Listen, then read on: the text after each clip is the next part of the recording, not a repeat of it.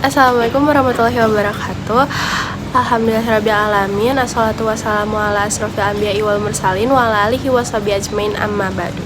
Segala puji bagi Allah Subhanahu wa taala yang telah melimpahkan nikmat iman dan Islam kepada kita. Salawat serta salam semoga senantiasa tercurah kepada junjungan kita Nabi besar Muhammad sallallahu alaihi wasallam beserta keluarga, sahabat, dan pengikutnya hingga akhir zaman. Seringkali kita berfokus pada ibadah ritual, sholat, puasa, zakat yang tentu sangat penting. Namun, ada satu pilar penting yang menjadi penentu kualitas ibadah dan kemuliaan kita di mata Allah dan manusia, yaitu akhlak, adab, etika, dan karakter. Sebagaimana yang terdapat pada Al-Quran, Surat An-Nahl ayat 90, A'udzubillahi minasyaitonirrajim. Bismillahirrahmanirrahim.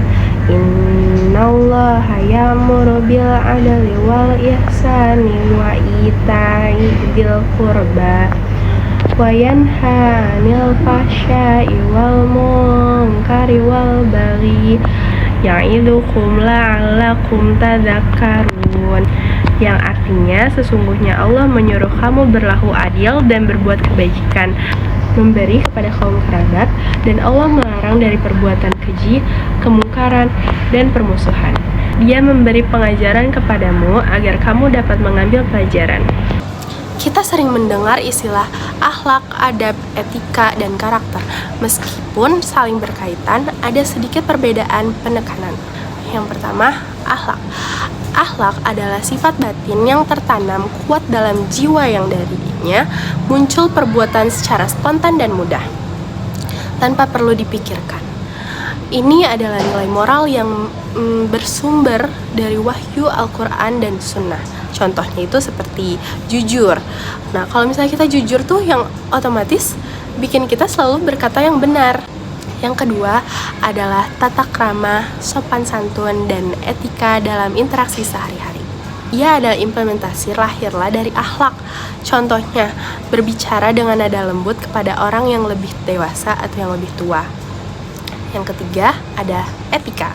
Etika ini mirip seperti adab, namun sering merujuk pada aturan tingkah laku yang diterima oleh masyarakat atau profesi tertentu. Contoh, disiplin saat menati lalu lintas, itu harus ada etikanya. Intinya, akhlak adalah fondasi batiniah, adab, etika adalah perwujudan lahiriah, dan karakter adalah hasil akhir yang melekat pada diri.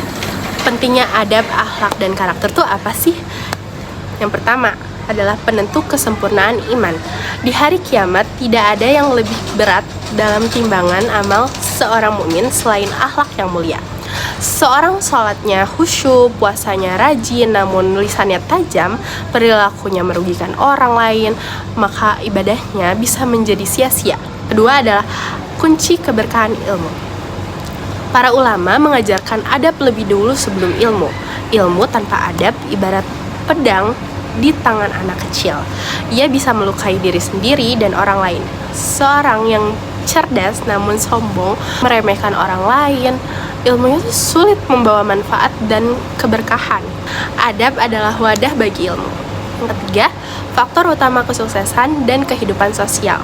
Dalam kehidupan modern, kecerdasan intelektual penting, tetapi kecerdasan emosional dan spiritual yang diwujudkan dalam akhlak, adab, dan karakter jauh lebih menentukan, jauh lebih penting. Orang yang jujur, santun, amanah, dan menghormati orang lain akan lebih dipercaya, dicintai, dan mudah mendapatkan tempat terbaik di masyarakat. Sebaliknya, orang yang pintar tapi curang dan kasar akan dijauhi. Langkah untuk membentuk karakter mulia tuh kayak gimana ya? Yang pertama, adab kepada Allah Subhanahu wa taala. Itu adalah ikhlas dalam beribadah, menjauhi larangannya, dan senantiasa berzikir. Yang kedua, adab kepada Rasul. Mencintai, mengikuti sunnah-sunnahnya, dan memperbanyak sholawat. Yang ketiga, adab kepada orang tua.